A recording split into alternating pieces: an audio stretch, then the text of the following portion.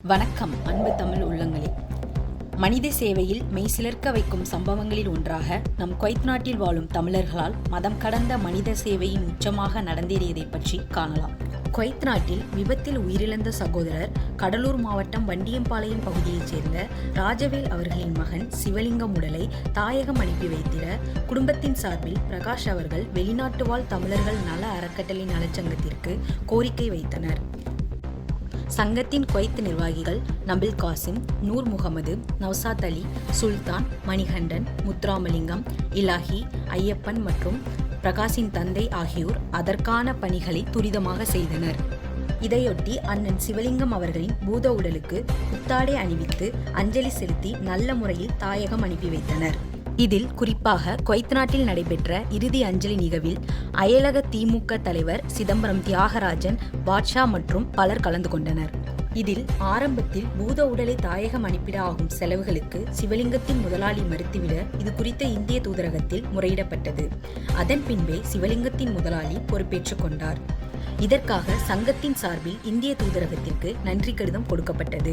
இந்த விஷயத்தில் ஓட்டுநர் பாஷா அவர்கள் உறுதுணையாக இருந்தார் என்பது குறிப்பிடத்தக்கது. மேலும் 28 ஜூன் 2024 வெள்ளிக்கிழமை காலை 11 மணி அளவில் சென்னை பன்னாட்டு விமான நிலையத்திற்கு வந்த உடலை 3 மணி நேரத்தில் பெற்று உறவினர்களிடம் ஒப்படைக்கப்பட்டது. சராசரி பூத உடலை பெற 8 மணி நேரம் ஆகும் என்பது குறிப்பிடத்தக்கது. இந்த மனிதநேய சேவையில் ராமநாதபுரம் மாவட்ட பாராளுமன்ற உறுப்பினர் மாண்புமிகு நவாஸ்கனி எம்பி அவர்களுடைய உறவினர் மற்றும் உதவியாளர்கள் நேரடியாக வந்து பூத உடலை சென்னை ஏர்போர்ட்டில் கிளியரன்ஸ் செய்து விரைவாக பெற்றுக் கொடுத்தனர்.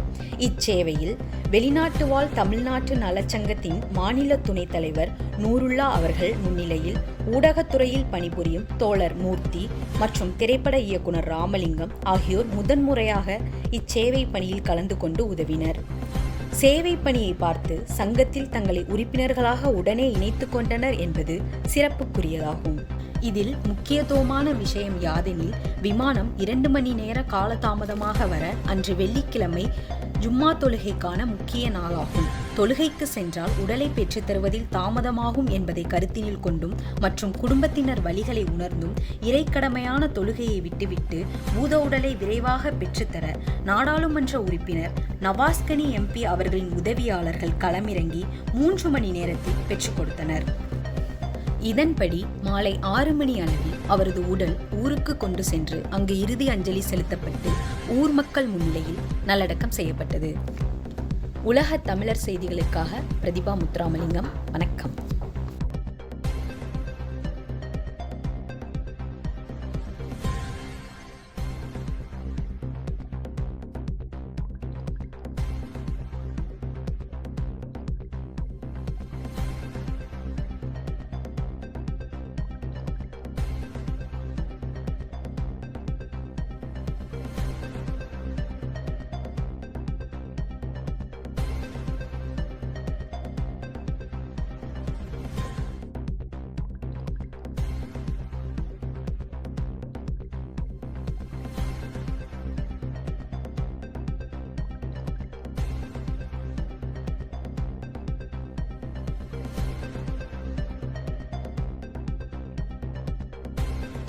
வெளிநாடு வாழ் தமிழர் நல அறக்கட்டளை மற்றும் சங்கத்தின் சார்பில் குவைத்தில் மரணித்த சகோதரர்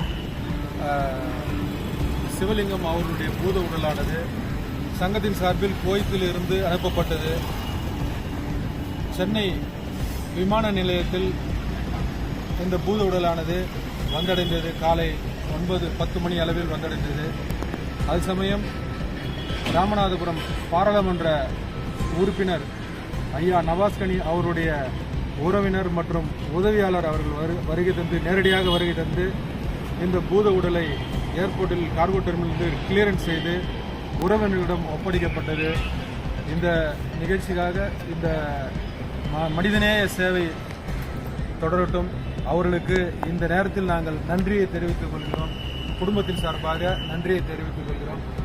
இந்த பூத உடலானது குடும்பத்தினிடம் ஒப்படைக்கப்பட்டது. நன்றி, வணக்கம். வெளிநாடு வாழ் தமிழர் நல அறக்கட்டளை மற்றும் சங்கத்தின் சார்பில் நன்றியை தெரிவித்துக் கொள்கிறோம். வணக்கம்.